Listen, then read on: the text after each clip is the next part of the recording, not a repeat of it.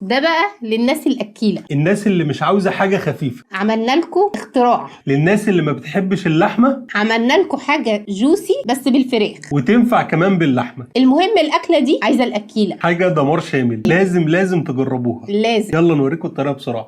السلام عليكم ورحمه الله. عاملين ايه؟ معانا كيلو بانيه. اوعوا تكونوا بتستخدموا القطاعه للحمه والخضار سوا. احنا نسينا نقول لكم ان احنا هنقطعه مكعبات، احنا اسفين. يعني اي مكعبات تمشي في الكبه كده. احنا عاملين لكم اكله للناس الجدعه بس. طب افرض ناس ما بتحبهاش، الله مبقاش جدعه. يعني اكله الناس الجدعان، فاهم؟ في ايه يا ماما؟ انت كنت بتفهميني اكتر من كده. ما بقتش خالص.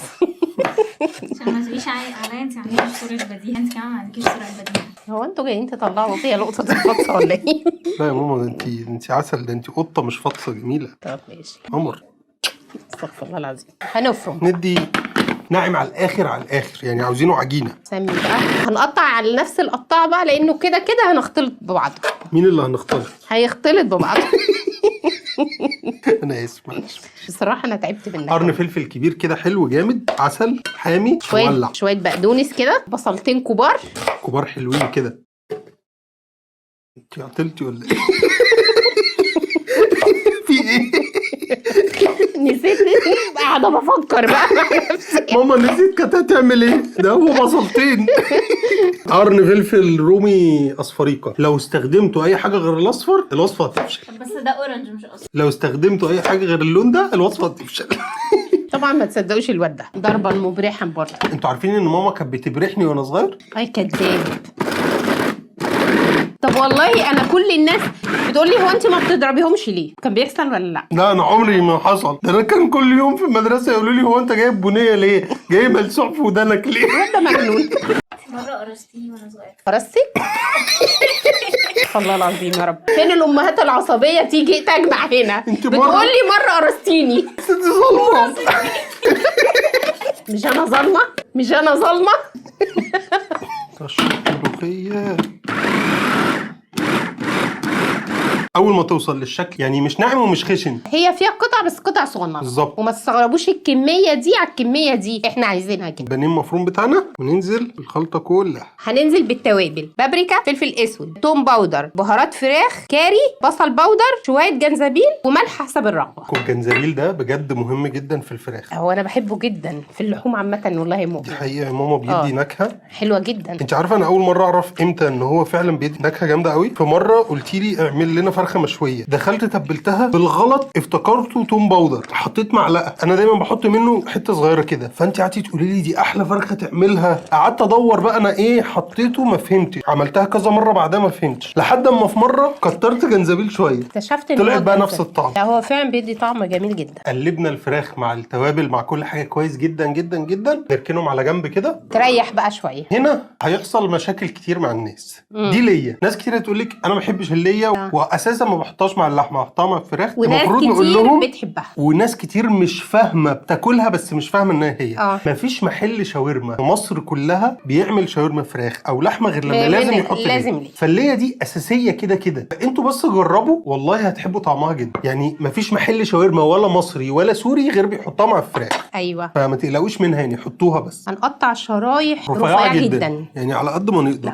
احنا خدنا حوالي اقل من ربع كيلو ليا متقطعه شرايح رفيعه زي ما انتم شايفين كده. لو مش هتعرفوا تقطعوها ممكن تخلوا الجزار اللي هتشتروها منها يقطعها. معانا ورق ستريتش بطول الترابيزه بتاعتنا. ناخد حته كده نلزق كده، وواحده كمان تانية جنبها. هنبدا ايه بقى يا ماما؟ نفرد اللية على شكل مربع. ده انتوا هتدوقوا عظمه. طبعا احنا سايبين مسافات زي ما انتم شايفين كده، ودي علشان لما ندق اللية سوا وتبقى شكل مربع اكتر. اكياس نايلون شفافه ونقطعها مربع بالشكل ده، او هاتوا بقى لو عندكم اكياس جاهزه على طول. نفسي اسالك سؤال، هو انت ممكن تزعلي مني؟ على حسب. يعني انا ابنك حبيبي. ما انا بقول لك على حسب. في ايه؟ بس هو كنت بتعمل ايه بيه طيب؟ كانش قصدي. يعني عملت ايه بيه والله بجد؟ ايه اللي كسره؟ الحمد لله. الحمد لله.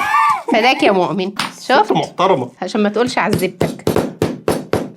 عاوزين اللي هي تبقى حته واحده كده. ايوه. تبقى مفرش. ممكن نطلع غيدي شويه. خلصنا دق وفرد بالشكل التحفه ده. هنشيل الاكياس بقى بالراحه كده عشان ايه؟ تفضل لازقه في بعضها. لازقة. كفته الفراخ بقى نفرد. بصي انا هحط لك هنا حته كبيره وانت تفرديها. ماشي. وانا احط لي هنا حته كبيره. انا وماما ايد واحده. بعد ما خلينا الشكل مربع بالشكل التحفه الجامد قوي ده، نبدا نعمله رول. بسم الله. بسم يلا. الله. معايا. ونبدا نلفه كده. احنا بنعمل لانشون بالظبط. صينيه حلوه كده وعلى الفريزر على طول ساعه كده. عشان احنا عاوزين نقطعه شرايح زي ما شفتوا في اول الفيديو، وبعد ساعه تقريبا بقى كده اهو. هو مجمد بس مش مجمد قوي يعني، نقدر نقطعه بسهوله برضه. اوعى المارشميلو، ده الشكل. الشكل النهائي بتاعه. اوعى السويس رول، حلويات يا صاحبي. ارفع.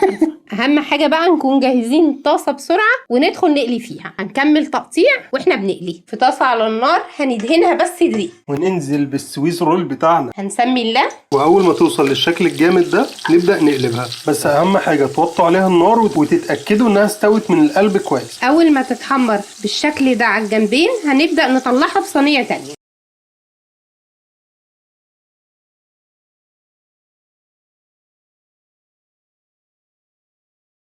دي بتتاكل ازاي؟ تتحط كده في العيش، طبق الطحينه، تنزل في طبق الطحينه تحفه. ايوه تطلع كده تدخل على بق ماما.